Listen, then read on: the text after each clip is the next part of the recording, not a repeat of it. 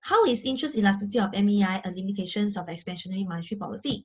So let me draw the diagram just to show you over here. Okay. It's marginal efficiency of investment. Yeah. Okay. Can marginal efficiency of investment. So this is interest rates, and this is a level of investment. Okay. So what happens is that we can have our so-called downward sloping MEI, which in this case it tends to be interest inelastic, and we have another one where it is MEI interest elastic. Okay. Are we supposed to know this diagram? Yeah, you're supposed to learn this diagram. Yes. But for the liquidity trap again, don't need to. But this one you need to. Okay, this one you need to. Okay, now. So if let's say we have like the equilibrium interest rates here, and this is our I. Okay, so if let's say there is an expansionary monetary policy where there is a reduction in the interest rates, then this will lead to an increase in investment from IE to IIN. And of course, not forgetting that there can be an increase in level of investment by a greater extent, okay, if the MEI is interest elastic. Got it? You guys understand?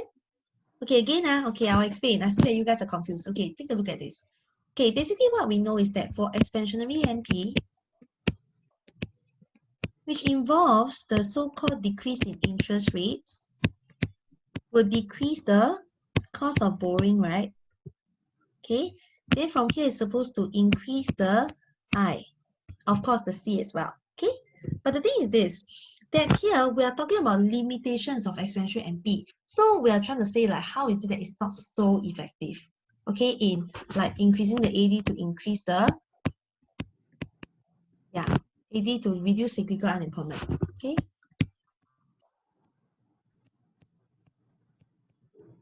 All right, but you see, the thing is this, if let's say we talk about like how with the reduction in the interest rates, okay, that you see that it is actually going to be more effective, okay, to increase the level of I if the MEI is interest elastic compared to when it's interest inelastic. Make sense? Okay, so this is the one that's going to be more effective, right? Because the resultant increase in I from the decrease in interest rate, which is the same, is greater if the MEI is interest elastic. So this is the one that makes the monetary policy effective. Agree? So which one is the one that is not so effective?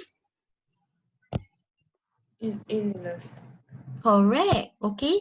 So this is basically why it's called the limitation of expansionary MP, that it is ineffective if the MEI is interest inelastic, simply because the resultant increase in the level of I is actually what? Lesser. Yes, insignificant.